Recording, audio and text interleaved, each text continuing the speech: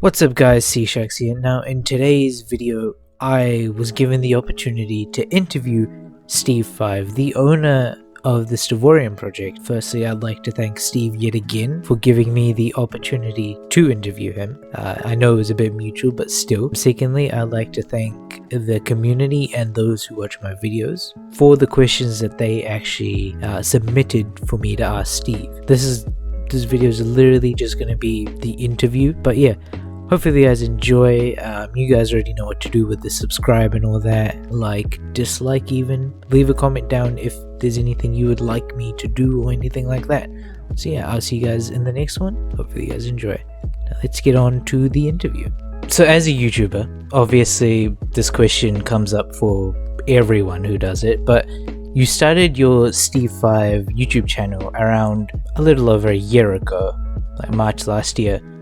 What actually got you started making and uploading YouTube videos? Well, I actually started a long time ago. I think I started probably in like 2008 or maybe 2009, and I used to make videos like I used to be into Lego stop motion. That's something I did when I was a kid.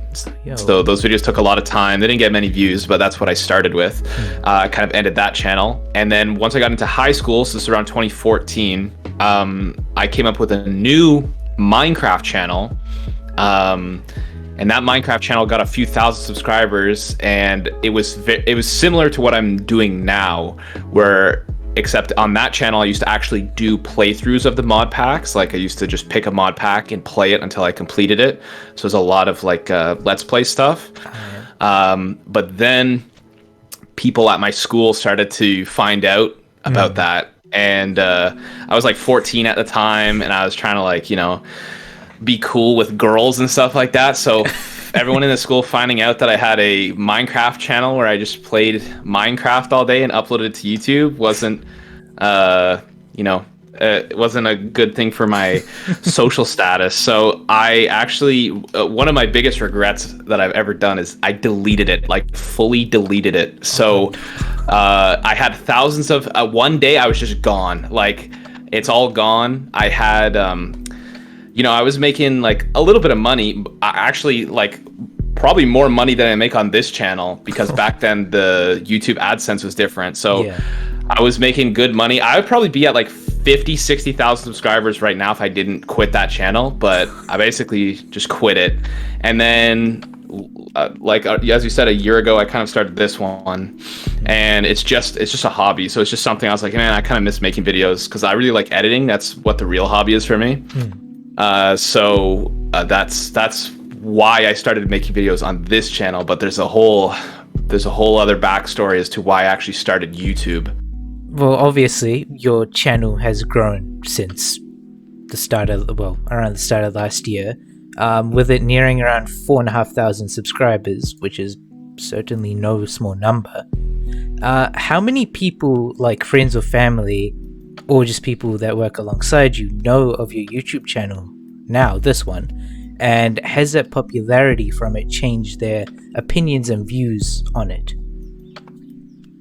That's an interesting question. I would say none of my friends know about it. And for the same reason that I deleted the one from high school, is just because I still have friends where in that like social circle, where I wouldn't want this getting widespread. Like, if my friends knew about it, I don't care. That's absolutely fine. But the fact that it might go out to other people that I might not be friendly with, or I might not like, and they may see that as a way to, I don't know, could be to make fun of me, could be to, kind of expose me, like say something on my, like what happened on my old channel, someone actually commented where I lived. Like, they straight up said on my channel, like, this guy is from here, the town, the province, and then Canada, obviously, which I'm comfortable with sharing is Canada.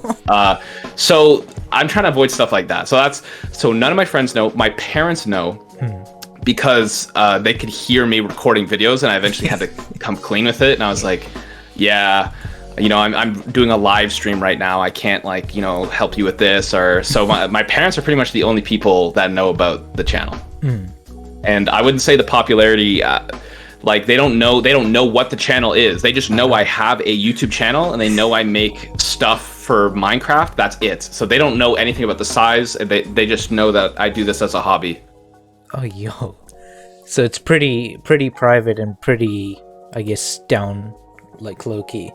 Yeah, it's not as I said, it's just a hobby. It's not something I'm not like quitting school. I'm not like, not taking a real job. It's not something that's affecting my real life too much. So it's not something that they really have to know too much specifics about.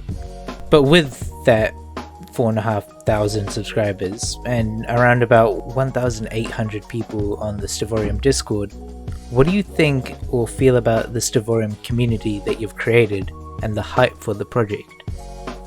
Well, the hype is kind of hard to manage, and it's kind of like dwindled down because I remember when I initially launched the idea in like the general chat or something, there were people that were like super critical of it. And like, not to name any names, but someone in particular who may or may not have disliked your videos and been banned from the Discord was very critical, was really, really critical, said they hated the idea. Why would I do that? Like, and there was a lot of people like that. It wasn't just that person.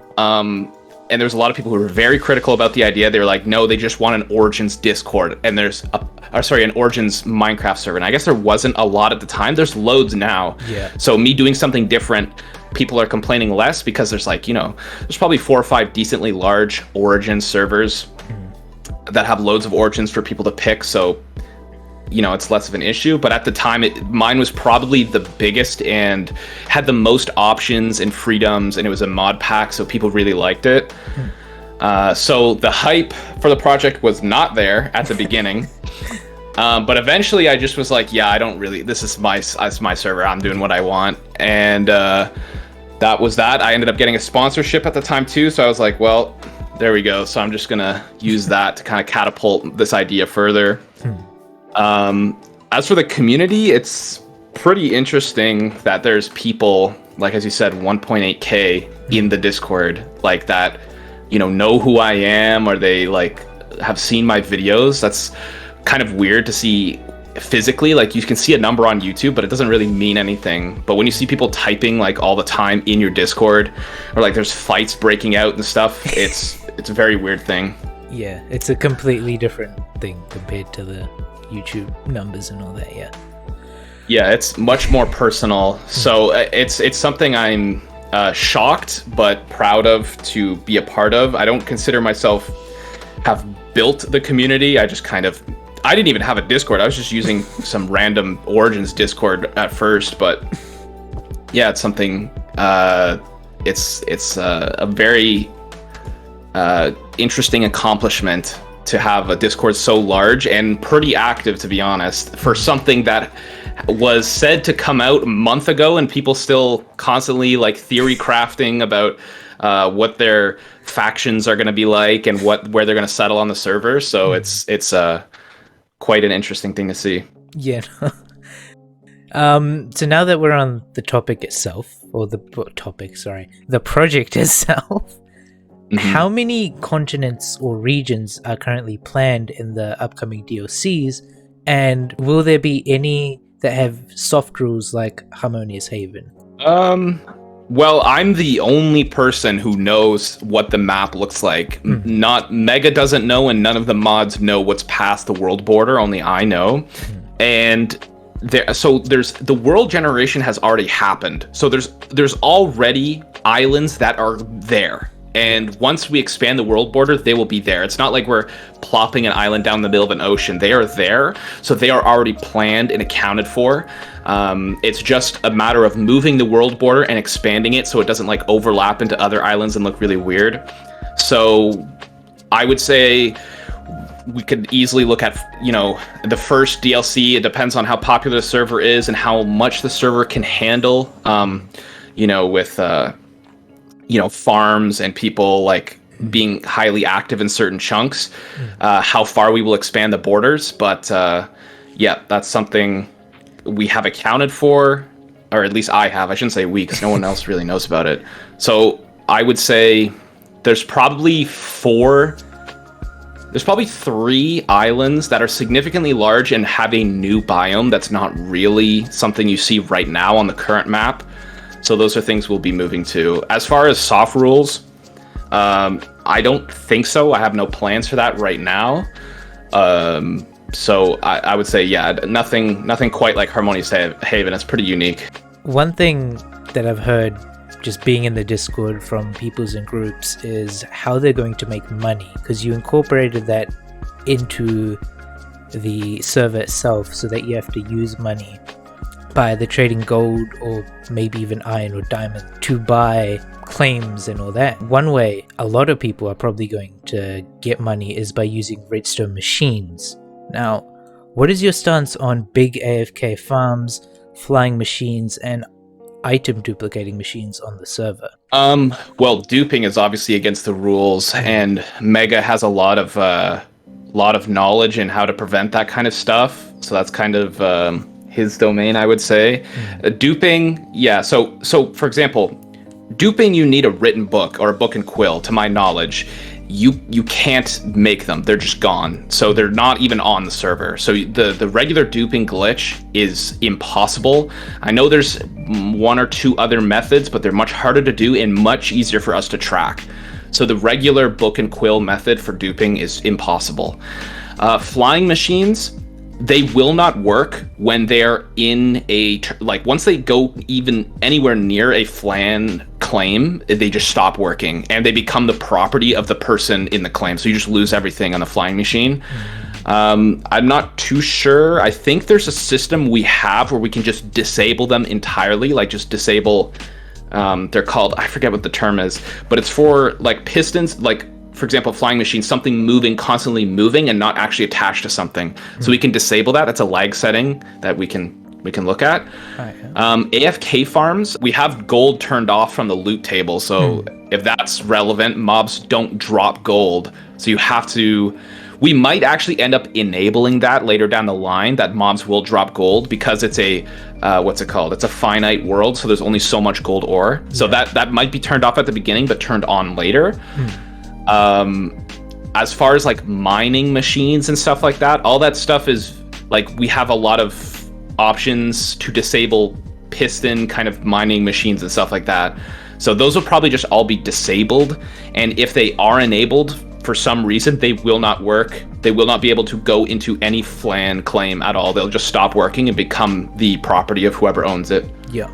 Speaking of groups before, Stevorium probably already has more than 20 factions that have just been created before the server has even started. With these large amount of groups, is there a faction that you are kind of rooting for? If so, which one? And do you think one will be more dominant than the other?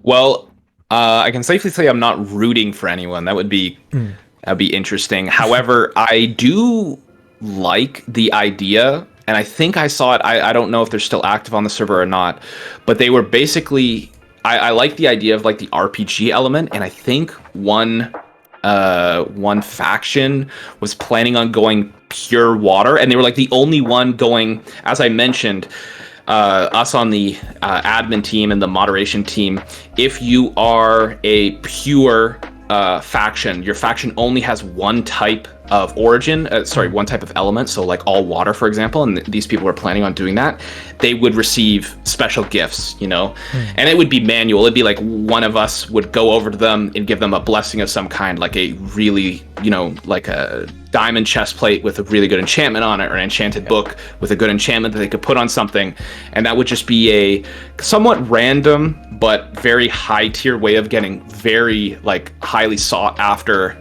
kind of rewards. And it would be basically lore wise from praising the god and showing like purity that they would be rewarded.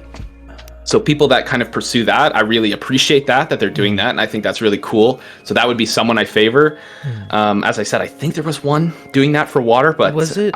Oh, sorry to cut you off, but no, go ahead. Do you know it? I don't think know it was who it was. Like a pirate one. I feel like there was a water pirate. I'm not too sure, but so you kind of know what I'm talking about. There was one faction that was planning on going pure water, and that was interesting to me, and I appreciate that, and I would have checked up on them from time to time and given them some extra stuff. So as far as rooting for factions in particular, not really. I guess, well, the 𝗩𝗻𝗄𝗀𝗻𝗀s have been around for a while. And as I said, I'm not really rooting for anyone, but they've basically been here since the beginning, pretty much. So that's kind of interesting. And Dominant, I think they're pretty big. I'm not too familiar with who is the largest, but these factions are getting pretty big.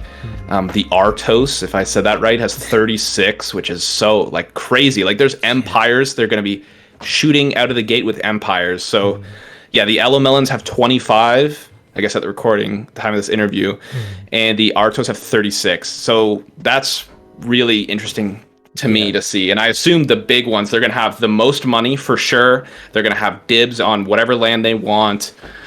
So they're probably naturally going to be the most dominant, I would assume. Okay, now this is a bit more of a personal for me, because I also edit videos too. How often do you mess up your voiceovers? Oh, your videos. A decent amount. I would say what's interesting is I do live streams and I rarely mess up on those. I can kind of ramble for a long time, but when it comes down to specific and compact detail-oriented videos that require a lot of accuracy and time efficiency, I would not say I would mess up, but I would do like 3 or 4 takes and just use them all and then see which sounds the best when I make the video. So I would say I'd probably spend, if a video requires me to do 15 minutes, let's say it requires me to do 10 minutes of voice recording, I probably end up doing 40. So I kind of go over everything all the time. So I don't necessarily do takes and stuff like that. Like I'll mess up and I'll just keep going. But if something sounds better, I'll use a different take. So that's kind of my style of recording audio. So after your uni classes, you said that you've coached an esports team at your school. What games does your team play, and what is it like to coach them? So it's kind of complicated. So I went to a college for 2 years, and at the same time I was doing those 2 college years, I was also attending university. So I was in a 4-year university program, which is pretty regular. Anyone who goes to university usually does 4 years or maybe 5. But the first 2 years of university, I was also doing college. So I was having like 7-8 classes a semester, so really, really busy. And those first 2 years that I was in college, I was the captain of the Hearthstone esports team. We won some huge tournaments and stuff like that. It was a really good time. Now I am no longer in that college. I'm in my 3rd year of university, which means I cannot be a player legally. But I can coach. So now I am coaching. So I'm coaching the Hearthstone team to kind of give back because I've had such a good experience with them. So I'm kind of just trying to provide kind of pay it forward the favor I was given. So that's what I do. I coach Hearthstone, which is a card game. It's really old. I was playing it in like 2013, which is probably before some people were born in the Discord. There has been some speculation, because I believe you said it in one of your live streams, that you work for the government. So like last night in the Discord chats, there was some curiosity and joking about it. But do you actually work for the Canadian government? And if so, what field specifically? So yeah, I do work for the Canadian government. I put out that information. If you do !work in the Discord, pretty much any channel, that's going to pop up. It's going to say, you know, I work full time, and I do work with the Canadian government. So I am in I'm in a planning and economic division, which is kind of trying to influence small businesses to move into our country and giving programs for them to expand and not shut down or not move to the States or Mexico, where labor is cheaper. Canada's pretty high quality of, you know, like medical insurance and, you know, life here. It's a pretty expensive place to live. It's one of the most expensive housing markets in the world. It's like number 3 in the entire world. So we really try to get businesses to come here and get businesses to stay here. and that's the planning and economic division. But it is, yes, that is a true thing. I didn't make that up. Yeah. Say, hypothetically, there was a day that you could have all your favorite foods, so your ideal foods, for breakfast, lunch, and dinner. What would you have for each meal? Well, on an ideal day, so I actually don't eat breakfast. Lunch and dinner, it depends. I usually eat one meal, and it's a crazy big meal in the middle of the day. So like say 1 p.m. I will eat a massive meal, and I won't have breakfast and I won't have dinner. So it's intermittent fasting is what I do. And so I'll just say, for argument's sake, just lunch. Honestly, I really like tacos. I could probably like knock down like 8 to 10 tacos in that lunch period with maybe pizza. That'd be really good. Kind of really, really bad food. If a healthier option, I'd probably get like Thai food or wok or something like that, like steamed broccoli, rice, and like General Tao chicken or something like that. Is there anything that you'd like to say to your viewers and supporters of the Stevorium project? Sure. I will let them know, actually, the stuff I got from 𝗩𝗀 today that I was talking with you about. So I messaged 𝗩𝗀, who's been pretty busy with real life stuff this month. 𝗩𝗀 said they went to a wedding and they did a bunch of stuff, but I asked for a update on the progress. And this is what they said. So they said, I need to look through the code and double check how long something would take to finish, but I think I can have Stevorium donator ready in less than a week. And that's assuming that the donators and the mods would help 𝗩𝗀 out with bug testing. So that is the exclusive. That hasn't been released anywhere. That's the scoop. But so it looks like if all goes well, and obviously everyone was told it'd be ready August 1st, so I guess we'll see how close this will be, but it looks like 𝗩𝗀's pretty close to finishing up. I need to help 𝗩𝗀 out with figuring out some stuff on the server side that just needs to be complete, which I can do from my laptop, because obviously I don't have my actual PC, so I can't really play. And then I guess all going to plan, we might be out for donators. That'd be godly and legendary by the end of this week, or around a little over a week from now.